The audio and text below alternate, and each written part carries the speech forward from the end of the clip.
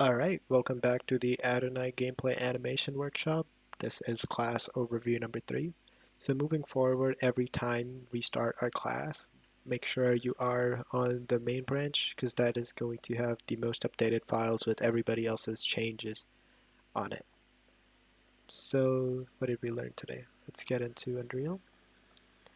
Okay, so the first thing that we learned today was the different windows that are available in Unreal, including statistics, toolbars, different types of viewport, content browsers, etc.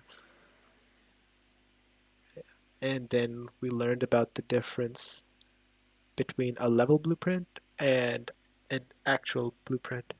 So the difference between a level blueprint and an actual blueprint is that this particular blueprint you can place on any other level and all the properties that you've stored within it. So if I open this up, it's right here.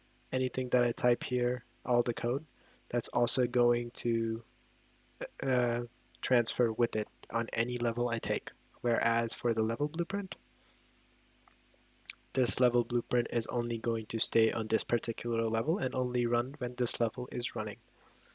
So that is the key difference. Then we left off yesterday with just making an input function going into 3 separate code blocks, and we learned a little about branches. Today we learned about variables and how they work, what kind there are, and how we use them. So how we can use a Boolean variable to make things go to true or false on a branch, etc. So in order for you to create a variable on the left-hand side under my blueprint, this is going to be the same for all blueprints. You can go ahead and click a plus sign, then put a name of your variable.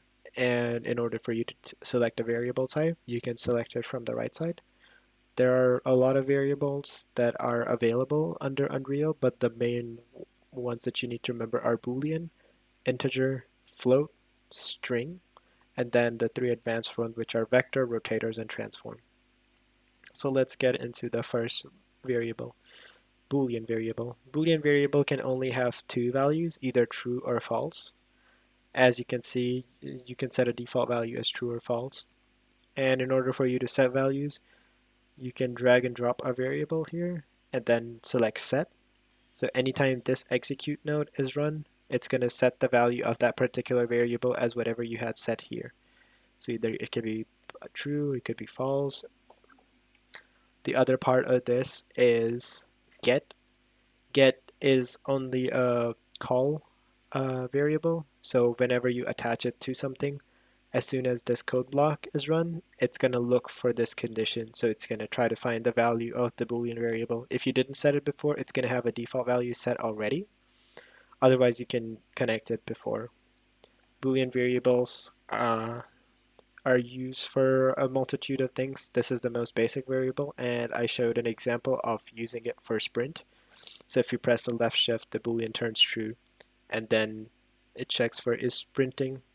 If it's true, then it increases the speed. If it's as soon as you release it, it turns to false, and then it goes down this branch. The next thing we have for variables is an integer variable. Integer variables are whole numbers that you can take from negative 2 billion to positive 2 billion. You're never going to need that big of a number, but if you do, it still works. And what integer functions do, it allows you to do mathematical operations as well as have multiple values. Since Boolean can only have 2 values, true or false, integer can have as many values as you need. You can perform mathematical functions as multiplication, addition, subtraction, division, modulus. This one returns a remainder. A key thing to remember about integer variables is if you divide them, they always return whole number values, so they will never return fractional or decimal values. So you need to make sure that's what you want. But if you are looking for decimal variables, then we look into the next one, which is float. Float variables can hold decimal values and they take longer to run. That's not usually going to be a case for optimization, but it's better to use integers whenever you're using loops, etc. But float variables also work. It also follows the same mathematical functions as integers. Then the next one is string. String is basically for text. You can use this to compare two strings if you want to compare character names, if you want to compare animation names, and if you want to check something. And then you can perform functions like equal to or not equal to. This returns a Boolean value. So if the string that you're entering is the same as the string that you were comparing it to, it returns true, then will give you true as an output. If it's false, then it will give you false as an output. That's why this is Boolean. So the major thing to remember about these are the colors. The color of the variable defines what it does, and so will the node that comes out of it.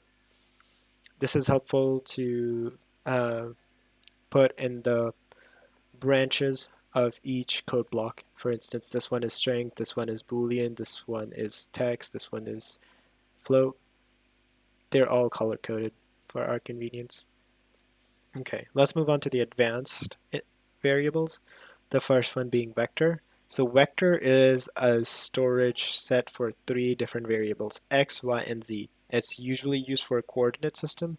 For instance, if you click on a character, you can see the location. It has an x coordinate, a y coordinate, and a z coordinate.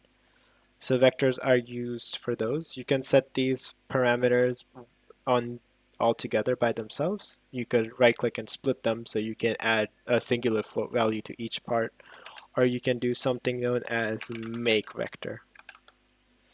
So make vector, what it does is it will give you the float values ahead of it, and then it will combine them to be a vector, and then you can plug that in whatever. Uh, Something similar to this is also called break vector. What that does is it takes in a vector, and then it will break it into different pieces. And then if you want to add, subtract, divide something, you can do that right around here. Okay. Oh, a little malfunction there. All right.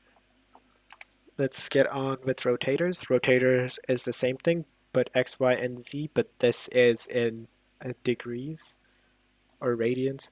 So it refers to the rotation of the character in x coordinate, y coordinate, and z coordinate axis.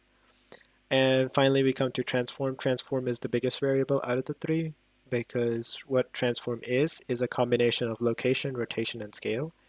And those are combinations of x, y, and z, x, y, and z, and then x, y, and z in terms of scale, in terms of rotation, and in terms of location. So yeah, these are helpful whenever you're trying to move the characters around or you're trying to find a location or a position of a particular place. So the reason we use different variables is because we have different types of code blocks that we're going to need. The first one being branch, which uses a Boolean.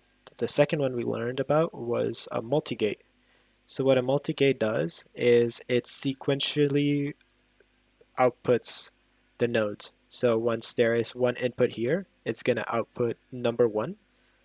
Then if it gets another input, then it will output number two. And then if it gets another input, then it will output number three. And finally number four. And if you turn on the loop function, then it will constantly loop it. If you turn on there is random function, it's going to go between randomly. And you can choose the starting index as whatever you like. If you select starting index as -1, then it will go this as the first route. Another nice one to use, another nice code block to use is the sequence. What this allows you to do is have one input and get multiple outputs at the same time. That's why it doesn't have any other parameters that it requires. So as soon as the input execute node goes here, all the things are executed at the same time. Okay. And then we learned something about delay. So delay is a time node. Anything with the time related things are always going to have a clock on them. Basically, this means as soon as your program reaches this point, it's going to wait for the entire duration right here, this float value, and then proceed forward. So if you press 2, it's going to print branch A integer 0, then wait for 2 seconds, and then print branch A integer 0, but in a different color. All right. And I think the final thing we looked at was playing an animation. So you can use different code blocks known as play animation or play animation montage. We're going to get more into it later on, but This was just a way to show how the execute node functions and how you can have different execute nodes going out of different branches if you wanted to play different animations based on something. For instance, if the player is swimming and if he's underwater or over water, what animation to play, you can sort that out by having a Boolean function, then branching it out, and then playing different animations. And that's about all we learned today.